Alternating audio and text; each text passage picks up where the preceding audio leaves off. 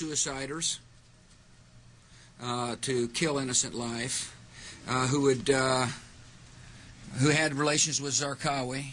Imagine what the world would be like with him in power.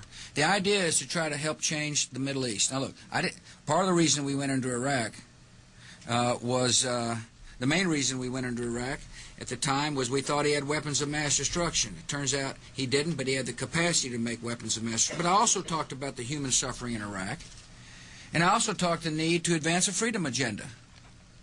And so my answer to your question is that imagine a world in which Saddam Hussein was there, stirring up even more trouble in a part of the world that had so much resentment and so much hatred that people came and killed 3,000 of our citizens. You know, I've heard this theory about, you know, everything was just fine until we arrived, and you know, kind of stir up the hornet's nest theory. It just doesn't hold water as far as I'm concerned. The terrorists attacked us and killed 3,000 of our citizens before we started the freedom agenda in the Middle East.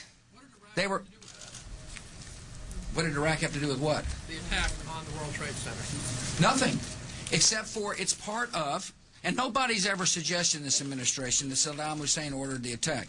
Iraq was the lesson of September 11th is take threats before they fully materialize, Ken. Nobody's ever suggested that the attacks of September the 11th were ordered by Iraq.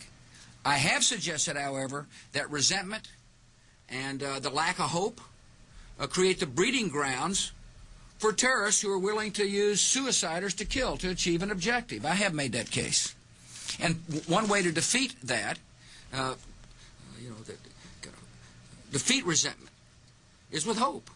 And the best way to do hope is through a form of government. Now, I said going